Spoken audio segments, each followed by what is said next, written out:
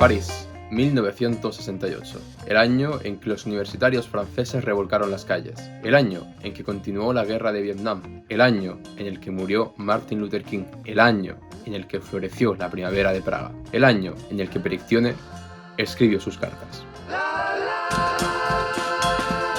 Perictione viaja a París para continuar sus investigaciones acerca de la figura de René Vivian para su doctorado. Allí le escribe cartas a su madre, a su amiga de infancia, a su hermano y a su directora de tesis. Existe una Perictione para cada una de ellas. Una Perictione que se adapta a los marcos de libertad impuestos por la relación que ha establecido con cada una de ellas. Nacido en Madrid en 1990, Ernesto Castro es un filósofo y escritor español que imparte clase de estética en la Universidad Autónoma de Madrid, al mismo tiempo que formula su propio sistema filosófico, denominado naturalismo genérico.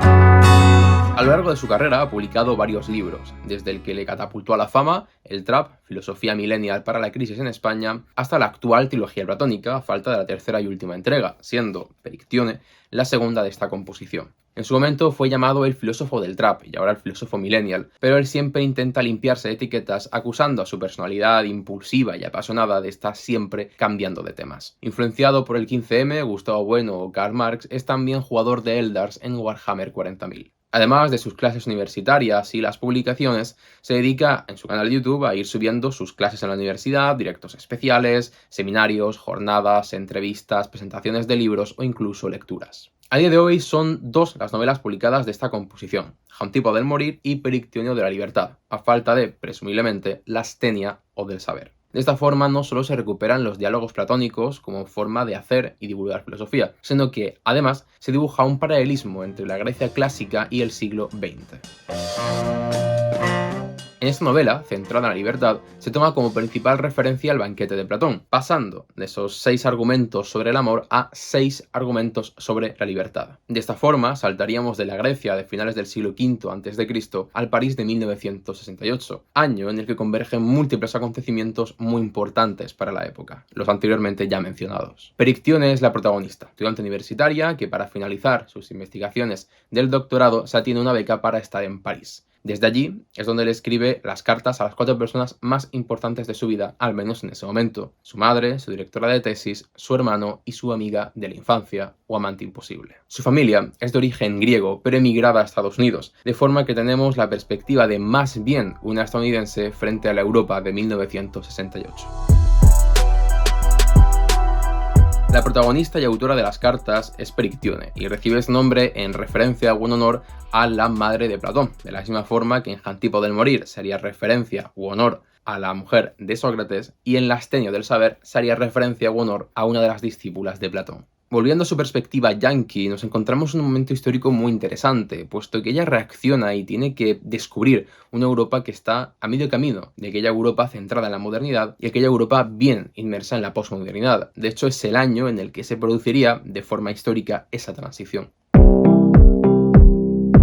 Su personalidad es caótica y desordenada, y nosotros intercedemos en su correspondencia personal, de forma que, en realidad, estamos leyendo una historia también caótica y desordenada. No va a seguir una estructura conservadora, tradicional, muy expositiva, sino que se pierde dentro de esa no casual libertad. Quizá lo más divertido sea ver cómo la protagonista cambia de pinceles o brochas para dibujar realidades diferentes, dependiendo del destinatario de la carta, dependiendo de sus intereses para con ese destinatario o dependiendo de sus miedos, sean o no inconscientes. Es un tira y afloja entre la voluntad y la coerción estructural, un debate interno acerca de la libertad. Como apunte gracioso o curioso acerca de la novela, en una de las cartas dirigidas al hermano, bueno, más bien en 2 o 3 cartas dirigidas al hermano, encontramos cómo la protagonista se refiere o habla directamente con aquel funcionario dedicado en Praga a tener que supervisar las cartas para que no sean cartas que pongan en peligro el Estado. Y en cierto modo nos sentimos nosotros como aquel funcionario, puesto que se refiere a él como una persona que se está inmiscuyendo en esas cartas y declaraciones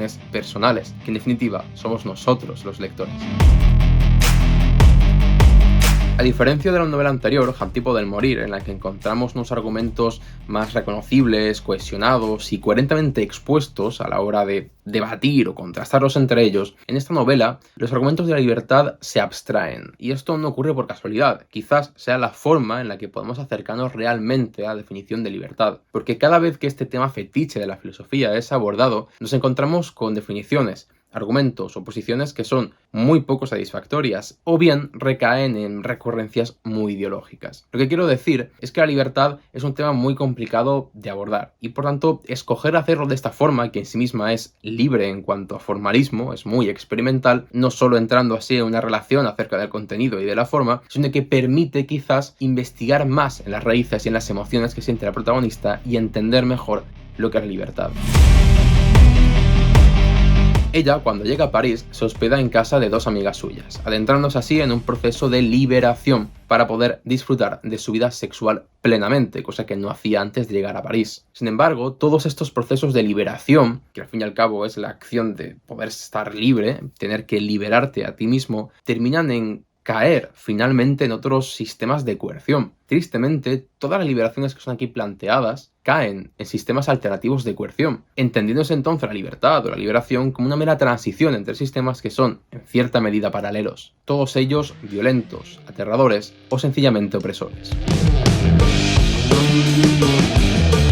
Perictione vive de primera mano la escalada de tensiones en París en 1968. Diferentes manifestaciones, quejas, actividades contra el asesinato de Martin Luther King, pero también contra la continuada guerra en Vietnam, cosa que Perictione entiende como hipócrita debido al pasado colonialista francés. En cualquier caso, ella no se conmueve ni se interesa por estas actividades políticas, no solo porque ve a los activistas o universitarios franceses algo peculiares, sino porque no consigue empatizar con esa lucha. Si en el momento en el que se interesa por la política lo hace, no es por otras cuestiones, sino por el amor que siente hacia una de sus compañeras en la universidad. De esta forma vemos cómo el amor subyace en todas las acciones emprendidas en esta novela, un poco con cierto paralelismo con aquella escritora que está estudiando Perictione en la historia, que vendría a ser René Vivian, una escritora sáfica. Lo curioso es ver cómo este amor subyacente a los movimientos de libertad es lo que acaba terminando en ese otro sistema de coerción. Lo que tiene sentido, ya que el amor, si bien es una gran sensación de libertad o de liberación del cuerpo, del alma, que es superior a todas las cosas, es también ser presa de ese mismo sentimiento. Ernesto Castro encuentra similitudes entre el mayo del 68 francés y el mayo del 2011 español, aunque las similitudes se reduzcan a que ambas movilizaciones fueron idealizadas, fallaron y posteriormente fracasaron. En ambos casos, la movilización respondía al desahogo frente a la frustración que sentían principalmente los jóvenes, aunque no exclusivamente ellos, en un sistema bipartidista y en un orden capitalismo-comunismo. Se propusieron alternativas, sistemas nuevos, diferentes, experimentales, pero que nunca llegaron a fraguar. Resonante como un eco lejano, la primavera de Praga también es mencionada en la correspondencia con su hermano Castor, el cual reside en Praga, aunque en realidad su madre piense que está tranquilamente estudiando en Roma, una ciudad también asediada y disturbada por los universitarios. Meses antes de aquel mayo, en enero, Alexander Dubček era elegido como secretario general del Partido Comunista del Estado Socialista de Checoslovaquia. Emprendió un proceso de cambio en el sistema político, se quitaron algunas restricciones de movimiento y también se intentó abolir la censura, una de las pocas reformas que realmente fue implementada durante ese periodo. Además, fue con esa reforma cuando tuvo lugar la famosa división entre Chequia y Eslovaquia, una división vigente todavía a día de hoy. Este programa fue conocido como socialismo con rostro humano. Dubček intentaba plantear un gobierno multipartidista y que tuviera un importante cambio en el sistema político, incluso planteando la posibilidad de una economía que estuviera a medio camino entre la economía de mercado y la economía planificada. Sin embargo, esta situación duraría solamente hasta el agosto de ese mismo año, cuando las tropas del Pacto de Varsovia y las tropas de la URSS detuvieron las reformas políticas. Los marcos históricos e ideológicos que rodean a cada una de las libertades permiten que haya diferentes perspectivas de este mismo término. Cada una pasa por un proceso diferente de liberación y cada una se desengaña de una forma completamente diferente que el resto, aunque al final redunde en que las expectativas no fueron cumplidas. Quizás los dos ejemplos más claros en esta novela son la libertad sexual y la libertad planteada en el mayo del 68 francés. Este debate inacabado o insatisfactoriamente concluido sobre la libertad continúa así el legado que ya había planteado Jantipo del Marir. Cada uno de los argumentos tiene razón y es verdadero según la perspectiva de aquel que lo esté contando, y en ese mismo sentido todos los personajes presentados en esta novela son libres para ellos mismos, aunque esa libertad signifique un cambio hacia un nuevo orden o sencillamente rechazar aquella otra cosa que no es libertad. La libertad siempre ha sido un tema fetiche de la filosofía. En el momento en el que alguien tiene un mínimo de conocimiento ya corre a reflexionar acerca de este término, pero al final se acaba topando con los mismos muros. Y es que todas las propuestas que se dan acerca de la libertad terminan por parecer vagas o repetitivas. Como he mencionado antes, no satisfacen del todo un término que es enorme y que es uno de los pilares principales de toda reflexión. Es una de esas grandes preguntas que tiene la humanidad desde siempre. De modo que esta novela es una experiencia de libertad, contada por una mujer que, liberada de su libertad, intenta liberarse.